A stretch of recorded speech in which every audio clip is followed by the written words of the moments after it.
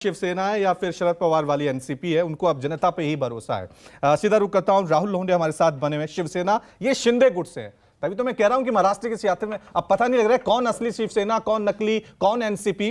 राहुल जी, आपसे मेरा सवाल यही है कि ये कल जब हमने सुना था शिंदे जी का बयान, चीफ मिनिस्टर का बयान कि अब तो ट्रिपल इंजन की सरकार है, लेकिन इस बीच ये आरोप लग रहे हैं अब कि ये जो अब पूरा रणनीति खेली गई है उससे सबसे ज्यादा मुश्किलें एकनाथ शिंदे की ही बढ़ने वाली हैं, उनकी कुर्सी जाने वाली है।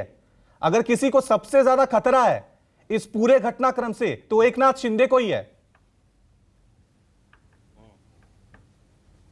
देखिए रवि जी, आज गुरु पूर्णिमा का उत्सव पूरे देश में मनाया जा रहा है और एकनाथ शिंदे साहब के गुरु थे शिवसेना प्रमुख श्रीमान बाला साहब ठाकरे और धर्मवीर आनंदगे साहब।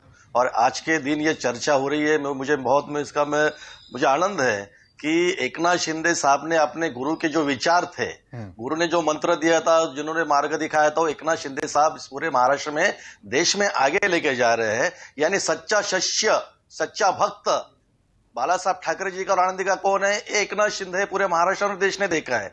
जिन्होंने बाला साहब ठाकरे के घर में जन्म लिया, उनके सुपुत्र ने अपने ही पिता के विचार कैसे कांग्रेस के पैरों तले रोन दिए, पूरे महाराष्ट्र में देश ने देखा है, कुर्सी के लिए, मुख्यमंत्री पद के लिए। और जो कल से घटना महाराष्ट्र में हुई है, देखिए एकनाथ शिंदे साहब ये मास लीडर है, शिवसेना शाखा प्रमुख से आज महाराष्ट्र के मुख्यमंत्री के पद पे जाके वो बैठे हैं। पिछले एक साल से 30 जून 2022 और 30 जून 2023 में, एक साल में एकनाथ शिंदे साहब ने पूरा जो महाराष्ट्र है, महाराष्ट्र के 36 जिले, जितने शहर है, सुनिए आप स्क्रैप हो गए, सुनिए तिवारी साहब सुनिए, आप बहुत बड़े जनता नेता है, आपके बीच में मैं बोला नहीं, आपके बीच में बोला नहीं, मेरी बात सुनिए। राहुल मुझे मेरे बीच में बोलने की, तिवारी साहब को बीच में बोलने की आपको बहुत बड़ी बीमारी है तिवारी जी। ठीक है, तिवारी जी बोलने दीजिए, तिवारी जी सुन लेते हैं, फिर लौटूंगा आपके पास। तिवारी जी सुन लेते हैं। आपको बीमारी है तिवारी जी, बीच में बोलने की बीमारी है। शिंदे को डंपिंग यार्ड में डाल रहे हैं, उसका मुझे दुख हो रहा है करके कुमार बोल रहा हूँ। और राहुल, मैं तुम्हारे साथ हूँ। एकनाथ शिंदे मेरे भी दोस्त है। आपको अगर दुख हो रहा है तो अरे आपको दुख हो रहा है तो रुमाल निकल के जरा आंसू पोंछिए ना, दिखाइए। आपको दुख हो रहा है तो आप प्लीज मुझे डिस्टर्ब मत कीजिए, मुझे बात करने दीजिए।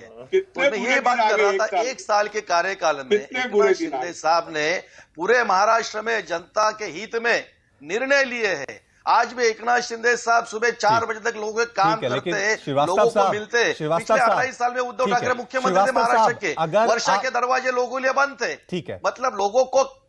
श्रीवास्तव साहब, अगर आपको लग रहा है कि एकनाथ शिंदे मास लीडर हैं, तो आप बीएमसी का चुनाव क्यों नहीं करा रहे? आप बीएमसी का चुनाव क्यों नहीं करा रहे? आप चुनाव करा लीजिए, अगर वो मास लीडर हैं तो पता लग जाएगा कि एकनाथ शिंदे कितने बड़े मास लीडर हैं। चुनाव क्यों नहीं करा रहे? यही देखिए, विधानसभा और लोकसभा चुनाव टाइम पे हो गए, बीएमसी के चुनाव जो नगर निगम से चुनाव सुप्रीम कोर्ट में उसके केसेस चालू है। सुप्रीम कोर्ट अगर निर्णय देगा तो वहां पे भी इलेक्शन हो जाएगा, दूध का दूध और पानी का पानी हो जाए। जनता किसके साथ है ये आने वाले दिनों में समझ में आएगा। और दूसरी बात मैं कहना चाहता हूं, देखिए एकनाथ शिंदे साहब की कुर्सी को धोखा नहीं है, और सुधीर मुनगंटीवार रहने दो, महाराष्ट्र के भाजपा के प्रदेश अध्यक्ष रहने दो, खुद देवेंद्र फडणवीस ने भी कहा है, बयान किया है कि 2024 का जो विधानसभा का चुनाव है, हम एकनाथ शिंदे साहब के नेतृत्व में लड़ने वाले हैं।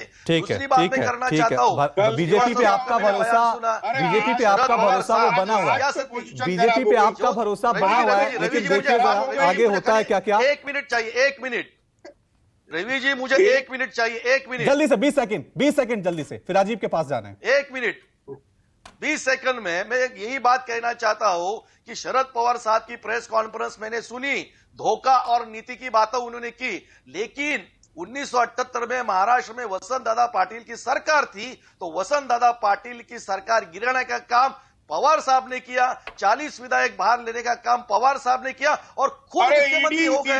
मतलब आरोप लग रहा है अजीत दादा पवार ने वो गद्दार है, उसने बगावत की तो बगावत। ठीक है, हो गया। वैसी वर्दी उनके घर में ही अगर पवार साहब ने इस महाराष्ट्र में पहली बगावत की, यही तो बड़ा सवाल हो गया। महाराष्ट्र की जनता बड़ी कंफ्यूज हो गई है। महाराष्ट्र की जनता के लिए कौन धोखा